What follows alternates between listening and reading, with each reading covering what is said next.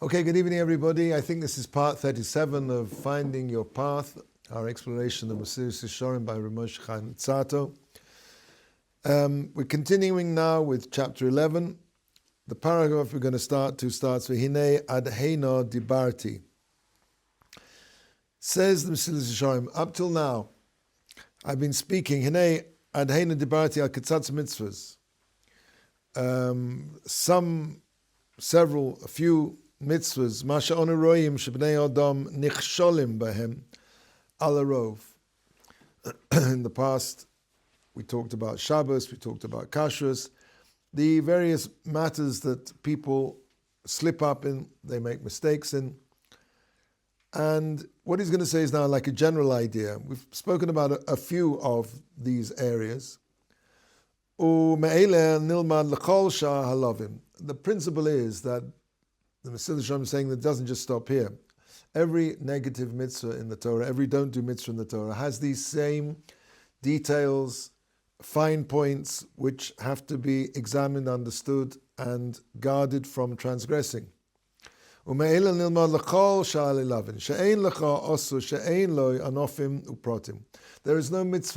mitzvahs lo saseh, no negative mitzvah in the Torah, which doesn't have branches and specific details. Mehem chamurim, mehem kalim. And those details are both serious branches which are serious problems, and those which are less serious. Umisha rotzilios noki. And again, the whole idea of this chapter is somebody who wants to be a noki, somebody who wants to reach a perfection in his stage of guarding in the performance of the mitzvahs, specifically mitzvahs lo saseh. As we've said before, the idea is that a person, when he wants to clean something very thoroughly, first of all, he does like a clean out, as they say, and then he has to go and in detail go through again and go over what he's already cleaned and examine it and give it a second round.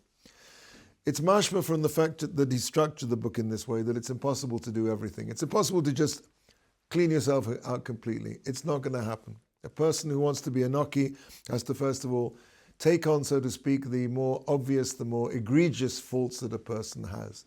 And then he has to, in detail, analyze all of his actions as he's speaking about now. Person who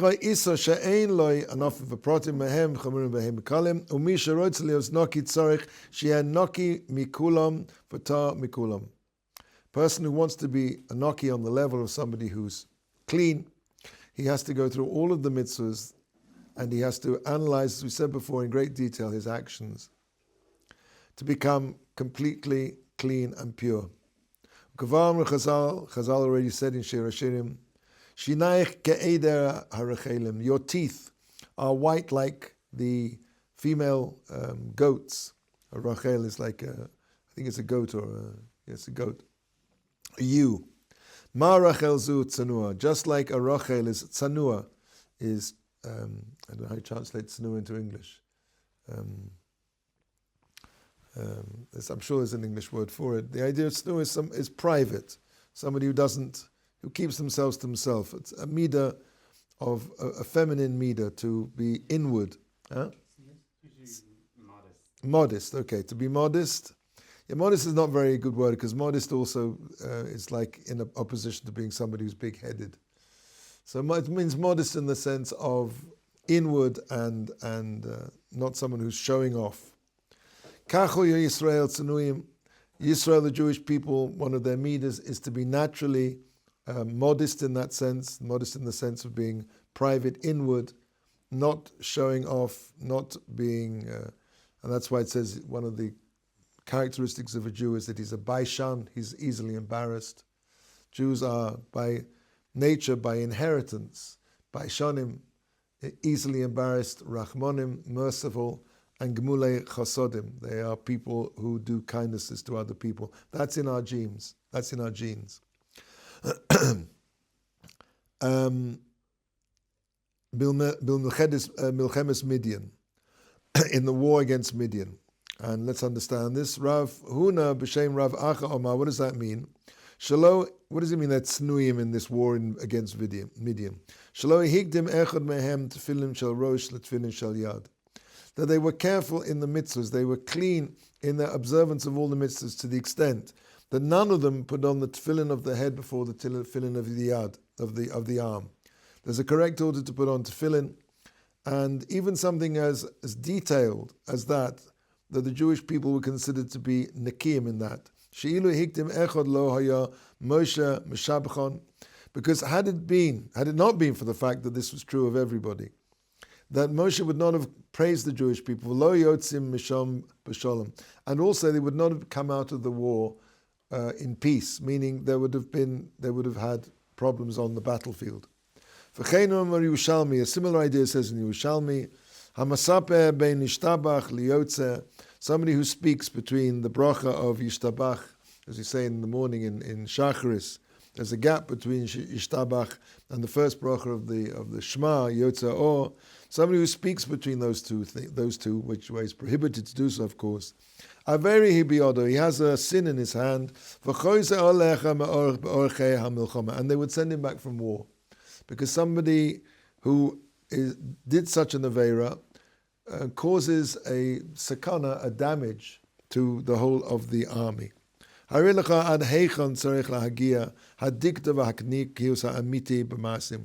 just giving these two examples of to what extent a person, if he wants to be noki, has to be so careful, so analytical, and to examine very carefully if all the details and all of the pratim, the specific aspects of all of the mitzvahs, in order that he can reach this level of nikiyut, of becoming a rochel with these white teeth, so to speak. That's the mashal.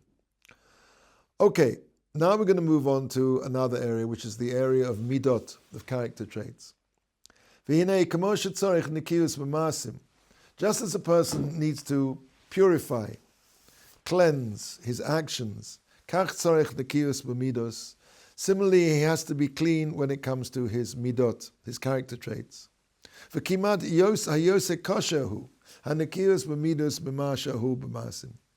It's much more difficult. He says it's almost, but I think really what the emphasis means that he's definitely saying it is much more difficult to cleanse one's character traits than it is to cleanse one's actions.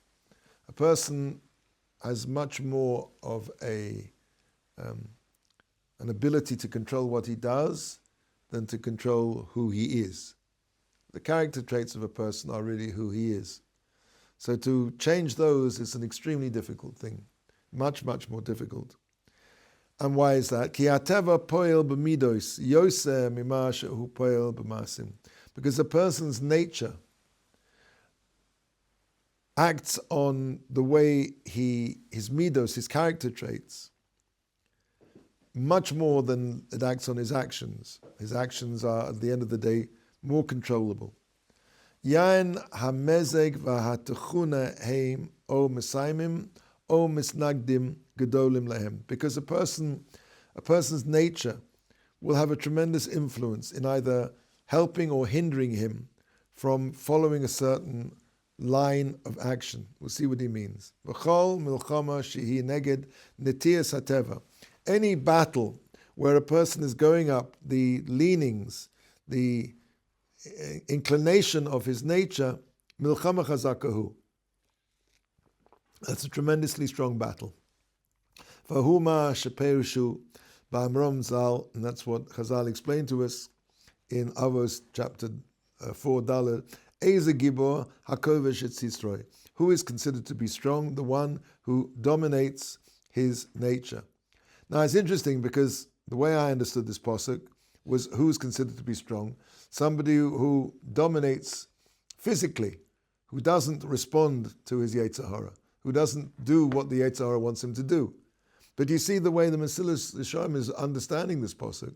He's saying, no, who is strong? There's somebody who's kovesh is Yitzro, who actually inside himself manages to dominate on the level of his character traits, his natural instincts. It's not just he lets the instinct get to the point of wanting to do it and stopping the action.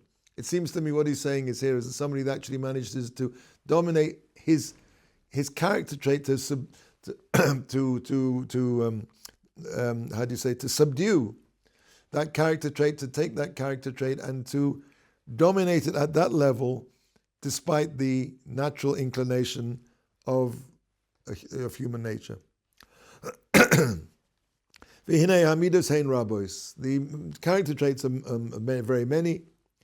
In fact, kefi kol hapu'ulos sheshayichem la'odam ba'olam, kamo kein hamidosenu she'achareihem hu nimshach pulosov. So there's a very interesting thing here. Every single action that a person can have is representing a character trait. Every single action that a person does is really an expression of something inside him. And everything that a person does, every action that a person does, is really coming from a certain, a certain way he is, his character trait. In fact, I'm just thinking now that there's a very interesting maima by Rav Dessler Zatzal called the Kuntras HaChesed, and he boils down all of the character traits in a human being. He brings them down into actually two major categories, which is the koyach hanatila and the koyach hanatina, the power of taking and the power of giving. The desire to take and the desire to give are the root of all human actions. And again, of course, the Mesillat Yesharim is saying that every single action, if you think about it, and that's actually what the what Rav Dessler says, at any particular moment, a person is either being dominated by the desire to give or the desire to take. The desire to give is a godly, is the part of man which is B'Tselem Elokim. God is the ultimate giver. When a person gives, he is literally imitatio Deo, B'Tselem Elokim. He's behaving like God. God is the ultimate giver. Why? Because there's nothing that we can give him in return. That's axiomatic, because if it would be possible, Chalilah, to give something to God, that would mean that he lacked that particular thing before. If I'm able to give him something, it means he didn't have that thing, whatever that is. Which means that in some way, God forbid, I made God more perfect, more complete, because I gave him something he didn't have. So God is the ultimate giver, as we say, axiomatically, because there's nothing we can give him. But to the extent that a person imitates God, so he becomes godly. The desire, the power to give is B'Tselem Elokim. And everything that a person, and as he says, at any moment a person's either being governed by that desire to give, which is godly, or the desire to take. And at any moment, these two desires, these two motivations can change quite rapidly from one to the other. But at any one particular moment, it's one or the other. The desire to take, he says, is the root of all evil in the world, all wars, all immorality, theft. Everything which is evil ultimately stems from this part of a person which is the desire to take, the koyach hanatila. So if we plug this into what the Mesillat Yesharim is saying, that given that there is these two overall categories, the desire to give, which is the power, the source of all good, and the power to take, the desire to take, which is the source of all evil. Every single action that a person doesn't is coming from a particular midah. Let's say that a person wants to eat an ice cream. So that ice cream, why does he want to eat it? Because it's coming from the desire to take, because he wants taiva. Now, it could be that if he wanted to eat some, I'm being a little bit extreme here, like eat a salad, so maybe the desire could be that's the desire to give, because he wants to be strong, he wants to be able to learn Torah, he wants to have koyach to look after his family and his friends, etc., etc. He wants to go out and do chesed. But every single action behind that action is a pa'ula, and that's what he's saying here. Could you have more than one at once? Could you have something that...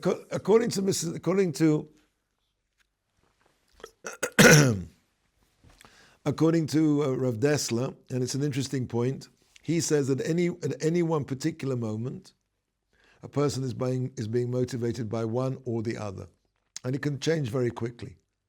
Have a look at over there in Kuntras Chesed, which means, let's say, for example, I'll give you an example. My Rebbe once told me that he was learning very late one night in Ner Yisrael in Baltimore, and somebody came into the base. He was learning the base measures about 12:30 at night, and somebody came in, and he had to resist the desire to look around to see who it was that was noticing him being such a tzaddik. So on the one hand, there you go. There's the desire to learn Torah, which is a desire to connect to Hashem, which is a desire to create more kedusha in the world, which is from the power of Natina. But then on the other hand, in a split second, that changed, and it probably changed back as well afterwards. I'm not saying he sort of went, but I'm saying to a desire for covered, a desire for glory, to be recognized, to be patted on the back, to be recognized.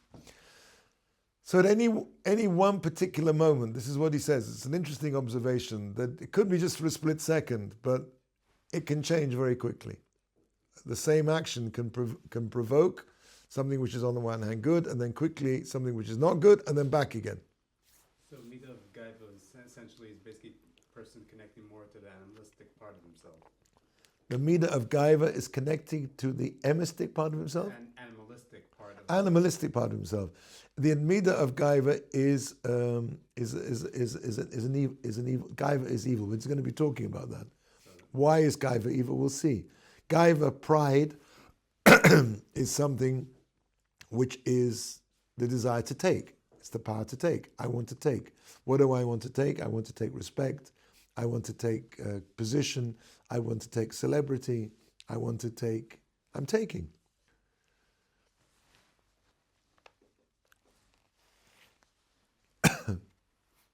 Okay, so as we said, Eze Gibah Hakovish is Yitzroi, the midas of many, and as many actions that a person can do in this world, so correspondingly are the midas behind those actions, the character traits which motivate those actions. Omnam, k'shmo dibarnu b'mitzvos shahaya l'tzorich lehitnokos b'hem yoseh.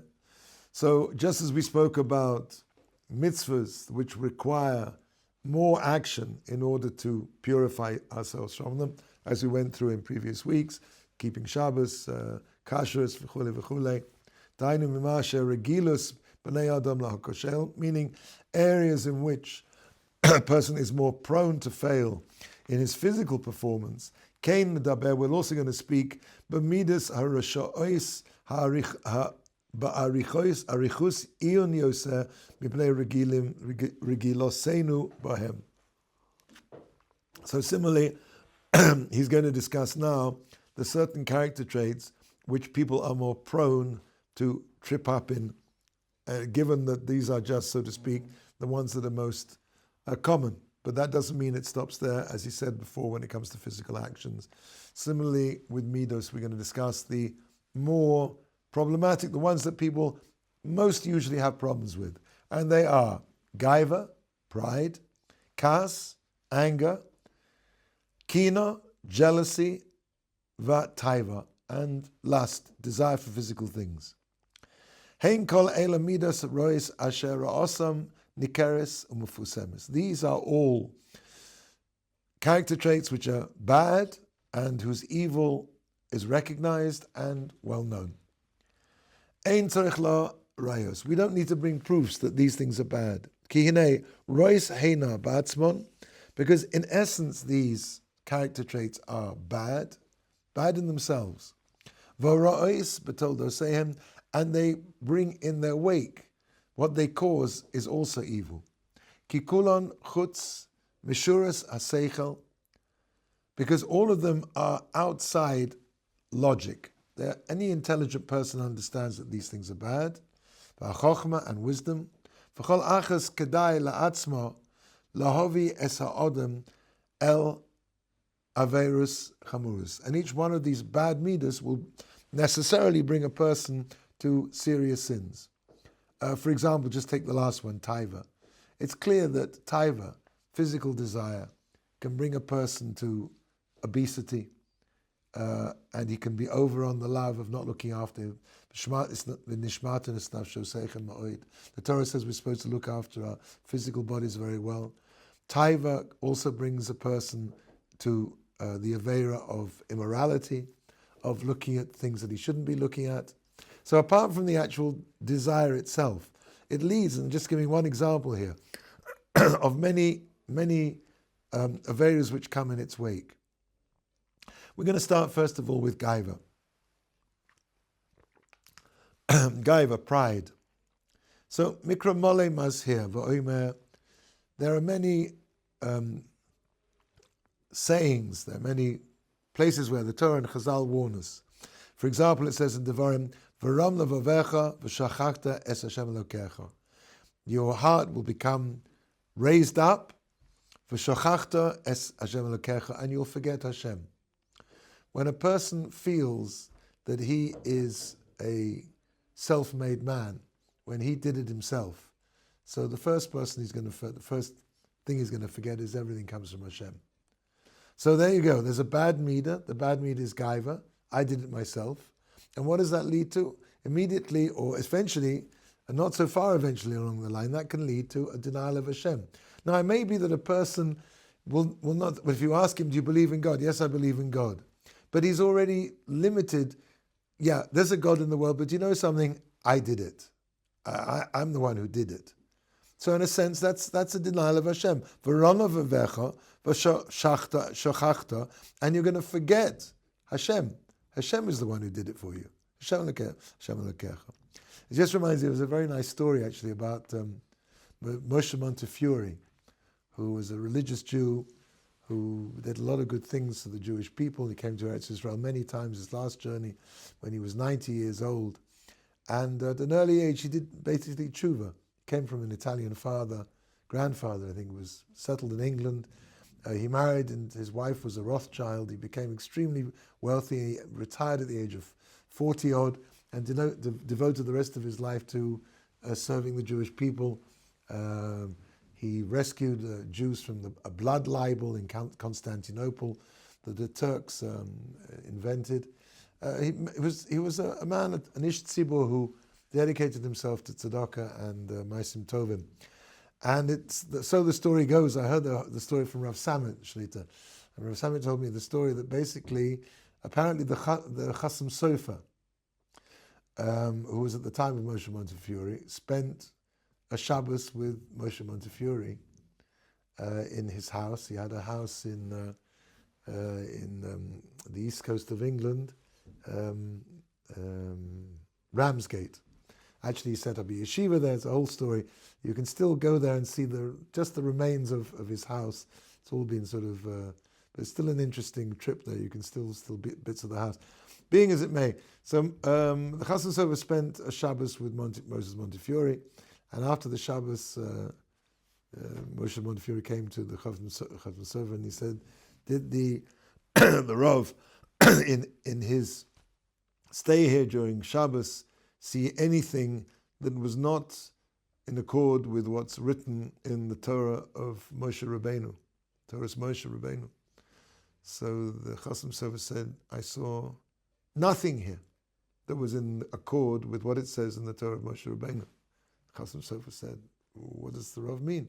He says, state in the Pasuk, this Pasuk, V'ram levavecha, and you'll get rich and you'll get powerful. V'shachachta es Hashem Elokecha, and you'll forget Hashem your God. And I see here is somebody who Hashem has made extremely powerful and wealthy, and b'kochi v'otzim yodi, has not fallen into the trap of thinking that it's his own efforts. Somebody who's enormously wealthy, enormously powerful, and he dedicates all of his time and his money and his efforts and all that Hashem has given him back to the service of Hashem. So that's an example of a person who had every opportunity to be a Baal Gaiva. Gaiva is really a strange thing, because if you think about it, people have Gaiva because, like for example, Montefiore, that he could have had, he didn't have it, but somebody who's very, very wealthy. And you hear stories about people say, I got up every morning at 5 o'clock in the morning, and I was there at 7 o'clock in the morning, and I worked all day and all night, and that's why I made my first $1 billion. Yeah, well, you know something, I know people who get up at 4 o'clock in the morning and they still don't make money. There's no guarantee that just because you work hard. So, you know, that's kind of a little bit understandable how a person can feel that they did something. Really, everything comes from, you know, the self-made man is as rare as the Loch Ness Monster or the Yeti. Yet to be spotted. There's no such thing as a self-made man. Hashem, I mean, there's a famous joke that goes that they asked this rich person, you know, how you were so successful. So he said 80% mazel and 20% seichel. And I said, if I had a little less seichel and a bit more, I'd have had a bit more mazel. In other words, mazel meaning, mazel, mazel, comes from the lashon of the zila, of a flow of current from upstairs, of hashba. Hashem brings everything to us. We think we're doing something. No. If we turn up in time and we do what we're supposed to be doing, Hashem will decide to give us what we deserve. And our actions are only there to conceal the miracle of Him sustaining us from every moment to every moment. So, okay, businessmen having gaiva is somewhat understandable. What really amazes me is when you see people who are very good looking having gaiva, you know, sort of preening themselves in the mirror. You know, I mean, what did you do? You know, not only do you have to thank Hashem that you have 2 eyes and a nose and a mouth, but you have to thank Hashem that Hashem arranged these 2 beautiful eyes you have and your nose and your mouth in a beautiful shape, and you're a beautiful person. That's a reason to give more thanks to Hashem and to be more humble. As I said, you know, being a businessman, you might mistake yourself, but what did you actually do to become beautiful? And yet you see, beautiful people often fall prey to this problem of gaiva. That's pride. Now, kas, anger. Omruzal kol hakois yeh beinecho ki'ilu kofa be'ika. A person who gets angry is like he says, he's denying Hashem in essence. It could be the person who gets rich and he's a Baal Gaiva, he's denying Hashem, but not in his essence. He's denying that Hashem really had anything to do with his success. But yeah, there's a God somewhere out there, he's fine. As long as he doesn't get in the way of my success, I'm a self. But somebody who gets angry, anger comes from the root of denying that there's a God in the world. Because if you think about it, it says when a person has Shavisi Hashem lenegdi somid, when a person gets angry, it says, the Chazal says, it's as though he's worshipping an Eil Zor, a foreign god. He's forgotten completely there's a God in the world. Anger is like, you know, if you're in the throne room of the king, you don't get angry. And if you get angry, what does that basically mean? You're denying that there's a God in the world. It's too high. It's the 2 sides of the same coin. Anybody who gets angry has basically lost it. What have they lost it? They've lost the fact that there's Shavisi Hashem. I'm standing in the presence of Hashem. So that's why he says, he compares that to his kofa be'ika. It's like he denies in essence there's a God. There are other explanations, but let's move on. Kina v'taiva. He puts these together. Jealousy and lust, desire. Shoninu b'hedya, he's bringing explicit psukim for these. Avos says, Hakina v'hataiva hakavod, motzin es ha'odam min ha'olam. They take a person out of the world. Kina. A kina, a person who's eaten up with jealousy. He has no life. Because his entire life is lived in negativity. Anybody who gets into jealousy, he becomes obsessed. He loses who he is. His whole life is based on the jealousy of this other person. He can't bear to see this other person's success. And so all the things that he has in his life, all the wonderful things that he has in his life, he's completely oblivious to. Because he's living in this jealousy. That's what's giving him a terribly negative power. He's defining his whole life. He lives in this terrible, I think it was Shakespeare who said, jealousy is the green-eyed monster that mocks the prey it feeds upon. The more jealous a person is, the less sipuk, the less pleasure he can have from his own life. And taiva basically, apart from, he said, from leading to numerous averas, but taiva, back to Rav Dessler here, desire, the koyach hanatila, of which taiva, desire, is really the root of. The desire to take is based on not the object at all. I don't know if you've ever had this experience. You can substitute the... if you've ever had an obsession about something, like, I don't know, let's say iPhones, an iPhone, or you can substitute this with a car or a guitar or whatever your particular... it's the desire to take can take you overtake you. The desire to take goes like this. You see an ad, and that's why ads are so good at this, worming their way into your consciousness. Let's take, for the sake of argument, an iPhone. So, you see this ad for the latest iPhone. What are they up to now? iPhone, I have no idea. What is it? 15, 16, 17, whatever it is. They have 18, iPhone 18. Wow. And you think, wow. Of course, if you're not interested in phones, then please substitute whatever. What are you interested in? Cars, guitars. I guess cars. Cars, okay. So cars aren't as cheap as iPhones, so it's probably. But let's say that that you're in the position. What? Headphones. Yeah, headphones. Okay, headphones. So what's your favorite headphones? I think the JBL. JBL headphones. Okay, like these ones are not the in-ear ones, the over-ear ones, right? JBL earphones. Okay, so you have a very nice pair of JBL earphones, but you see this ad. What's the number JBL that you have? It doesn't right. So now you see, okay, this new ad, JBL have brought this brand new JBL X triple Z 4-stroke double M, right? Pro, Extreme, whatever it is, which are like somewhat better than the ones you have. Probably not much, but you see this ad, and then something in your head goes click, and you just can't stop thinking about it. And you go into davening and you go, Baruch Atah Ha JBL earphones. It takes your mind over. And you just think, wow, if only I had those JBL earphones, if only I had those earphones, if only, everything in my life would be solved. It would just be so... I can see you smiling, so I understand that I'm getting through, right? And what happens? So you get the JBL earphones, and what do you go? Wow, these are really great. But somehow it didn't do it, because 10 minutes down the line, or 10 days down the line, or 10 weeks down the line, really they're just the same as the other earphones, maybe a little bit better. But what you wanted, you didn't get, because what you really wanted, says Rav Dessler, is to take what you didn't have and move it within your perimeter. The desire to take, as we said, is the green-eyed monster that mocks the prey it preys upon. Because all the desire to take is about is possessing. The act of possession itself.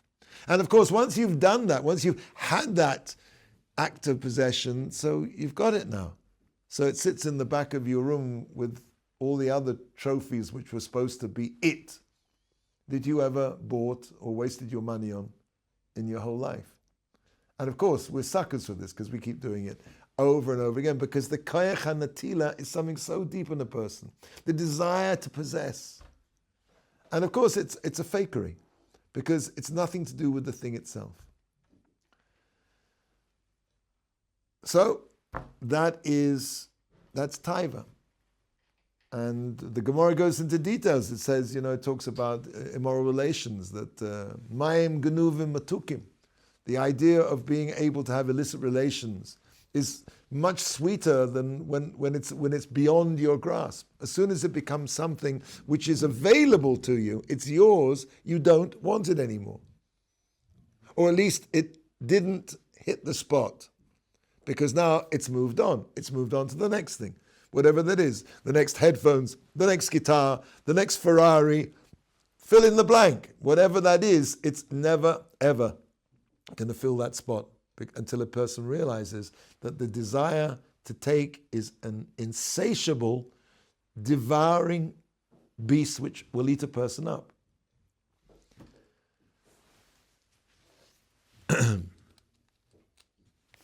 So, that's the idea of kina v'atayva v'kovod, and we'll talk about kovod later. Motziin es ha'odem min ha'olam. It takes a person out of the world.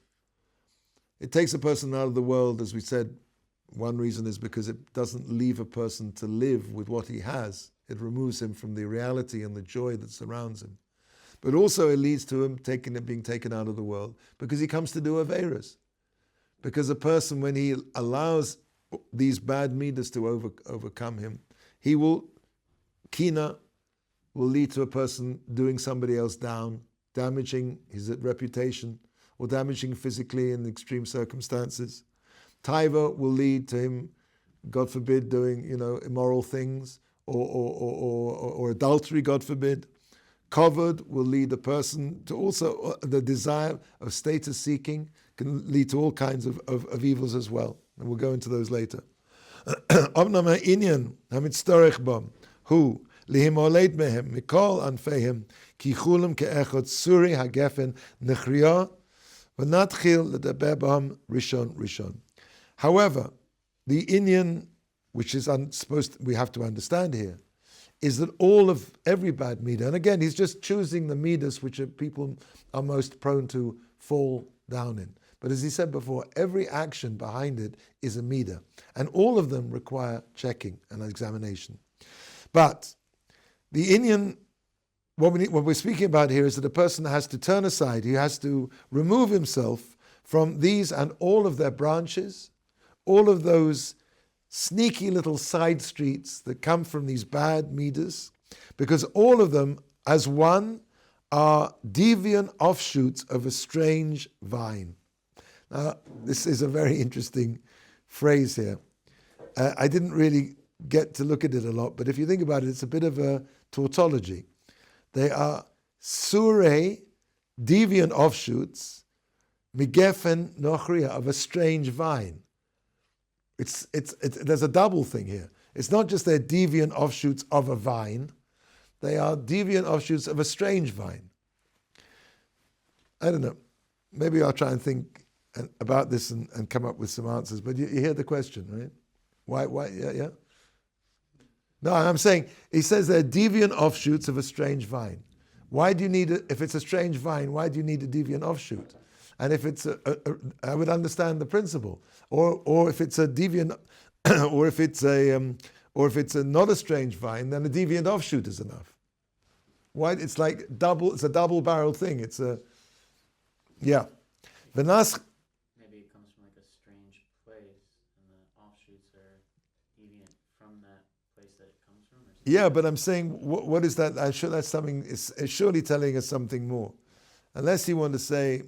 No, I'm not sure. V'naschil ledaber bam rishon. We're going to speak about them one by one, and Bezrat Hashem will carry on next week with the bad midah of gaiva.